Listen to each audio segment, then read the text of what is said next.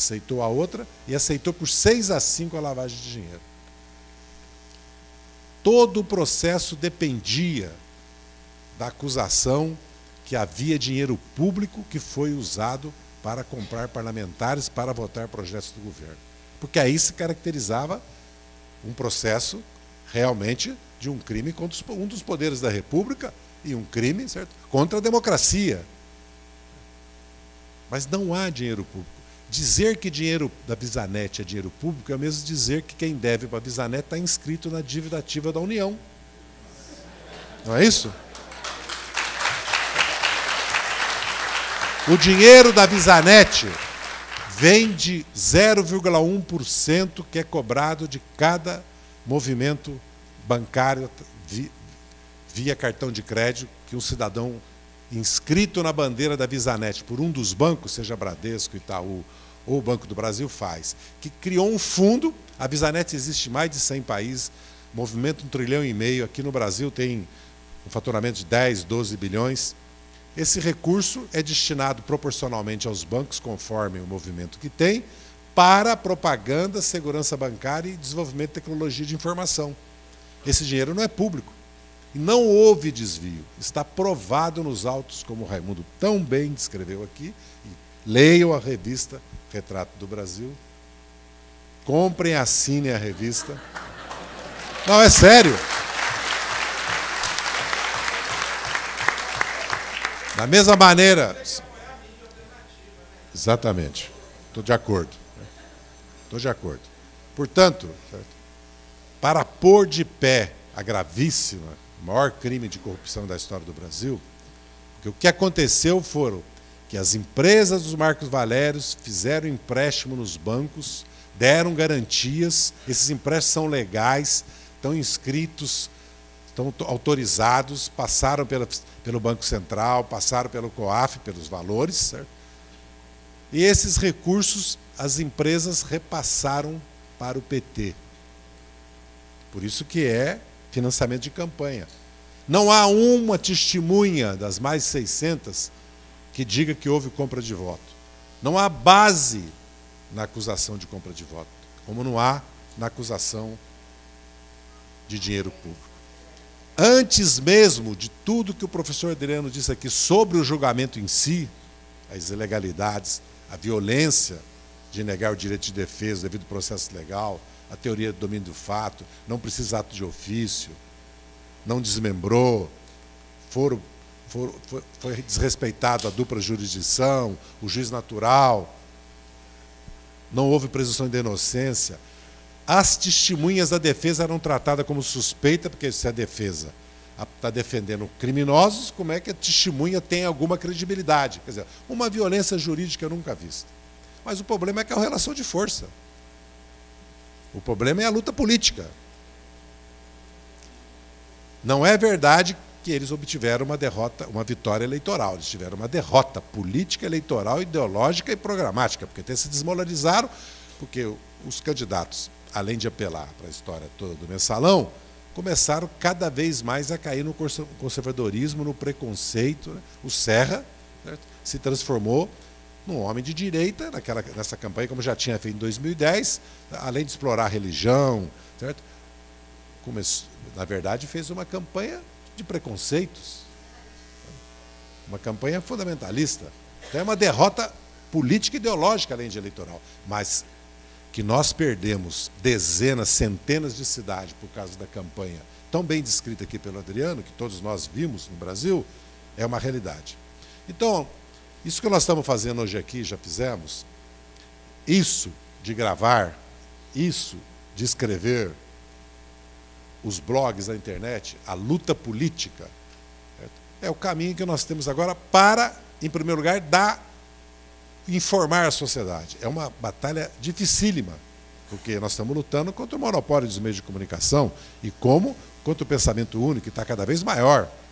Inclusive, há uma perda de credibilidade, uma perda de qualidade de conteúdo na maioria dos jornais, porque agora eles começaram a partidarizar qualquer análise econômica, quer dizer, contra fatos, contra dados, né? Vale, inclusive, campanhas, né, mentirosas, que mais parecem campanhas de sabotagem sobre a própria economia do país. Nós estamos assistindo isso. Então é preciso, que eu tenho dito, e sou, evidentemente, depois há uma enxurrada, como houve contra o ato que a CUT promoveu aqui, Fernanda e Lima, uma campanha, toda vez que eu falo que é preciso ir às ruas, que é preciso percorrer o país, discutir, há uma campanha que nós estamos, né, na verdade, fazendo um ato, nós estamos, na verdade, fazendo um ato, certo? Que é uma afronta à democracia ao Supremo Tribunal. Não é. Pelo contrário, é um serviço que nós estamos fazendo à democracia e à Suprema Corte. Nós temos que levar isso que foi dito hoje aqui pelo Miro, pelo Raimundo, pela Hilde, pelo Adriano, nós temos que levar a todo o país. Fazer a disputa do que foi o julgamento, fazer o julgamento do julgamento. Nós vamos ter que fazer uma anti-campanha, porque foi feita uma campanha para criar as condições para o julgamento se dar como se deu. Quer dizer, o descaramento, a falta de pudor de marcar o julgamento no mesmo momento da eleição e fazer coincidir as votações do núcleo político com o primeiro e com o segundo turno, o Procurador-Geral da República chegou a dizer que era bom sim que os eleitores julgassem o mensalão durante a eleição. Então nós temos que fazer essa disputa. Eu já disse, já repeti, certo? Vou fazê-la. Não vou abaixar a cabeça, não vou.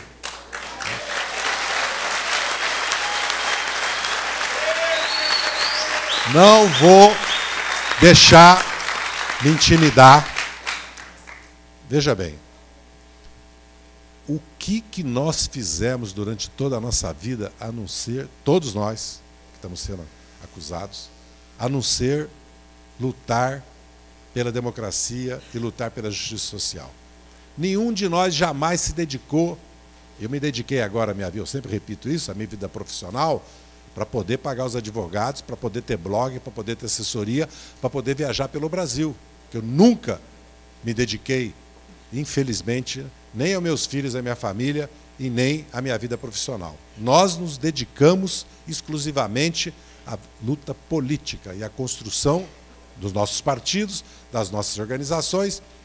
Eles não só fizeram a ignomia e a infâmia de nos condenar por corrupção e formação de quadrilha, como agora começam a divulgar pela imprensa que houve, da nossa parte, enriquecimento ilícito e apoderamento de recursos do governo, do Estado, da saúde, da educação, para jogar a população contra nós, como se nós tivéssemos enriquecido no poder.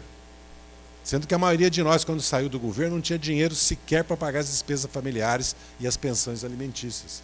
A maioria de nós que saiu do governo teve que começar a trabalhar, certo? Como começamos aos 15 anos de idade, como começamos quando acabou a ditadura militar, ganhando 1, 2 salários mínimos, de office boy, de auxiliar administrativo, até voltarmos à universidade na década de 80, adquirirmos uma profissão para poder, de novo, poder nos sustentar. Eu sofri uma devassa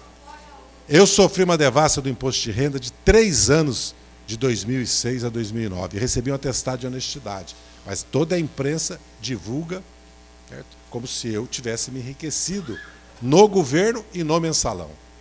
Há uma campanha de tentar agora nos desmoralizar. Como nós não abaixamos a cabeça, nenhum dos réus, como nós estamos lutando, como nós vamos percorrer o país, a tentativa agora é de cercear esse direito nosso. Cercear. Por isso que surge a tese de decretar a famosa prisão provisória pedida pelo Procurador-Geral e de recolher os passaportes. Eu fiz aquela nota respondendo que nós não estamos no absolutismo nem na ditadura, porque quem fala em nome da nação no Brasil é o parlamento. Ministro do Supremo não fala em nome da nação.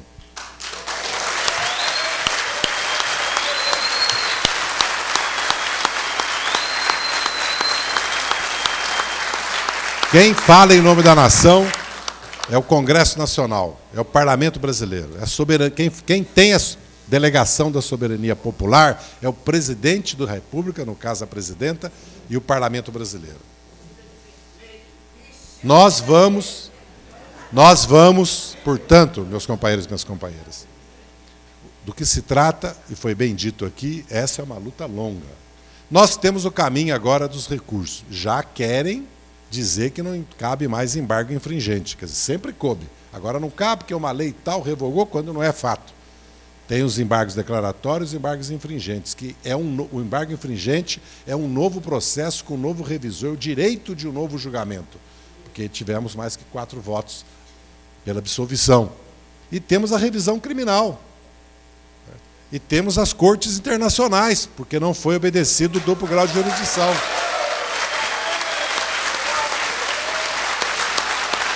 Mas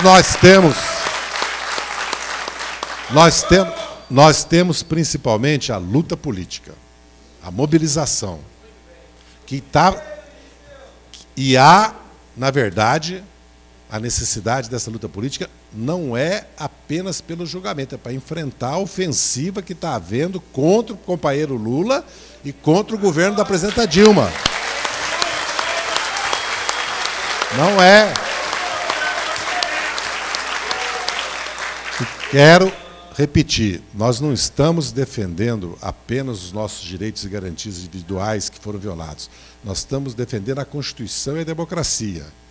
Porque se a teoria do domínio de fato, se não precisa ato de ofício, se não há presunção de inocência, evidentemente que isso vai valer para todos os julgamentos. Porque foi o Supremo Tribunal Federal que legislou, que formou jurisprudência.